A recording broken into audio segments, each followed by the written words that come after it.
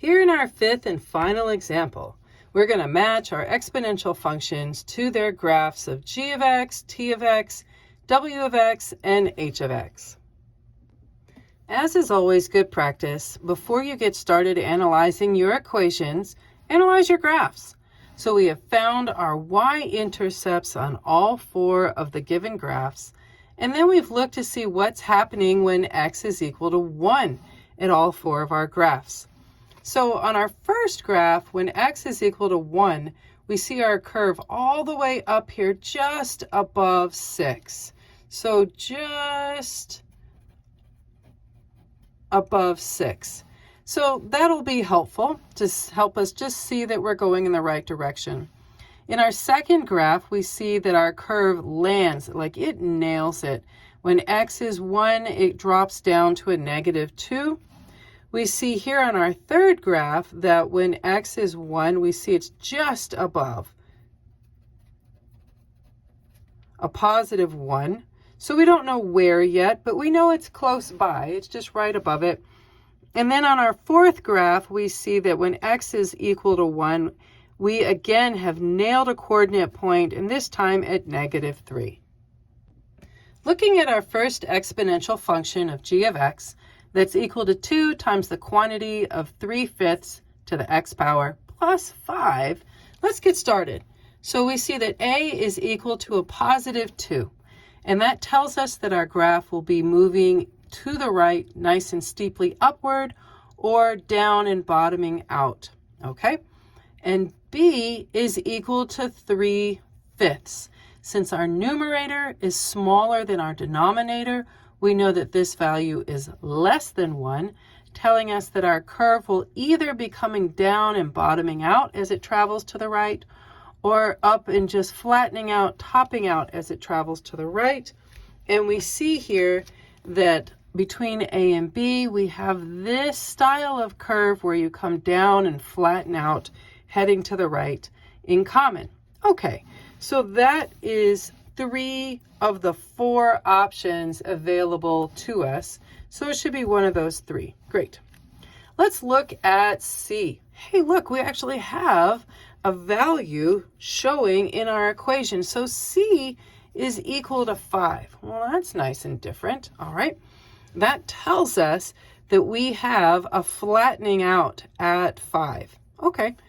Let's see how else can we use this? So for our y-intercept, where a plus c is going to be 2 plus 5, we see that our y-intercept is equal to 7. Okay, so looking at our graphs, right there, I have a y-intercept equal to 7. So this is probably the curve that we're going to be using for our g of x equation. Let's verify with a small table to find out what other things our numbers are doing. So x and y, we have x equaling 0 for our y-intercept at 1. Let's check this out. So 2 times 3/5 to the first power plus 5. Okay, order of operations. So 3/5 to the first power is just 3/5. And 2 times 3/5 is 6/5 plus 5. And 6/5 plus 5, you could rewrite that to be 6/5 plus 25/5, making 31/5. And if you need that decimal, that is 6.2.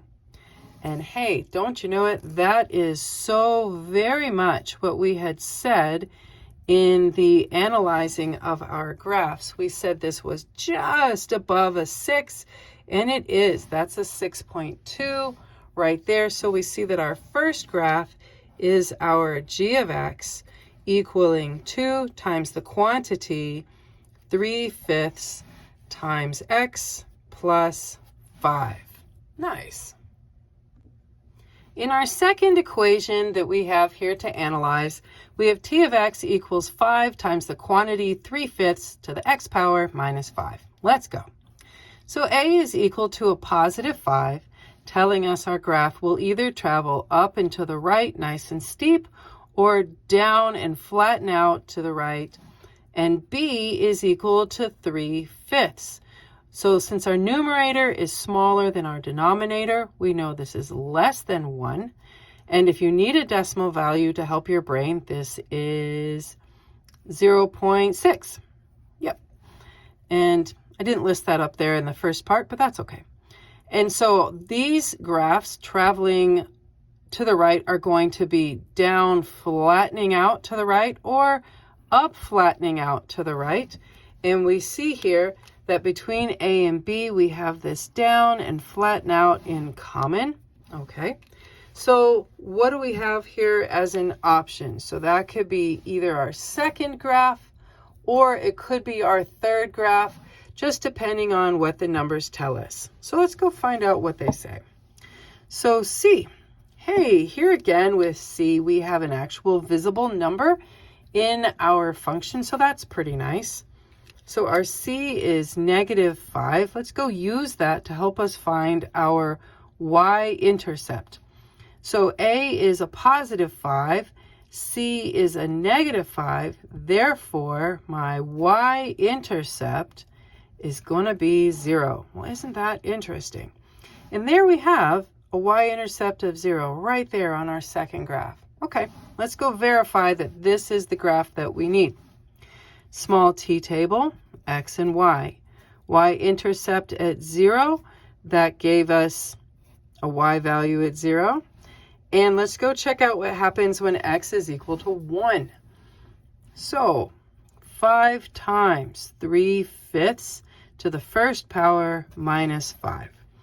Order of operations. 3/5 to the first power is just 3/5. So 5 times 3/5 is just 3. And 3 minus 5 is -2. Aha. So let's see. So my y value when x is equal to 1 is -2, and that is exactly what we see here in the given coordinate point, telling us that our second graph of t of x is equal to 5 times the quantity 3/5 to the x power minus 5. Let's look at our third exponential function. So we have w of x equals 2 times the quantity 3/5 to the x power. So let's see. A is equal to a +2, telling us that our graph will either travel up and to the right nice and sharp, or it'll come down and to the right flattening out nice and sharp. Or let's see, B has a value of 3/5.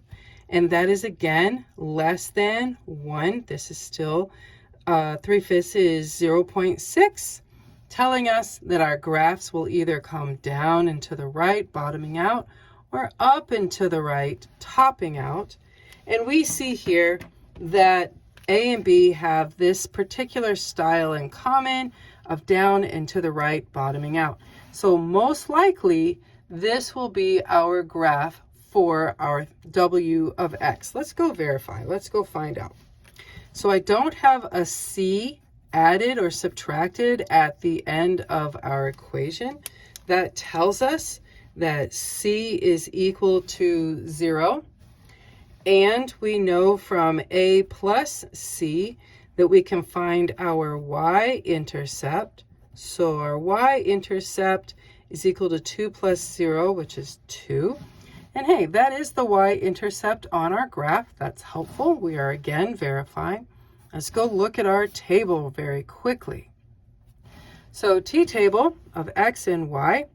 So the y-intercept when x is 0, y is 2. And let's see what happens when x is equal to 1. So 2 times 3/5 to the first power.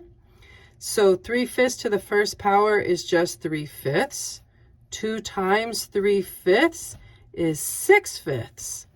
And 6/5 is equal to 1.2 if you need that decimal. And we said it was going to be just above 1. So this is a 1.2, verifying that as we had suspected, Our third graph is our w of x, where 2 times 3/5 to the x power is its function rule. So here we are at the end of our fifth example, where we only have h of x equaling -5. Ooh, that's different. Times the quantity 3/5 to the x power. To work with, we assume it's going to be this fourth graph that we don't have a label for yet. But let's go verify to make sure that we know what we know. Okay. So here we see that a is actually a negative number. A is a -5. This is different from all the examples that we've done so far today. Since this a is a negative number, that tells us our graph is either going to go down and to the right very steeply, or it's going to come up and flatten out as it heads to the right. Okay, that's different.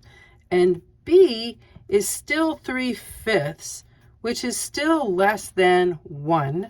And so we know from that our graph will either come down and flatten out to the right, or it will come up and flatten out to the right. And we see between A and B, the style of graph they have in common is this come up and flatten out to the right, which is exactly what we see here in this graph. So that's very nice that we have things that are in agreement already. C. So there's nothing visibly added or subtracted at the end of our equation, telling us that C then must be 0. And we can use that to help us find our y-intercept, as A is -5 and C is 0. As a result, our y-intercept is -5. And that is what we see right there in that graph. So again, it's really nice to see, hey, our numbers are matching what we had suspected in our analyzing of the graph. So let's make our t-chart to just bring it home.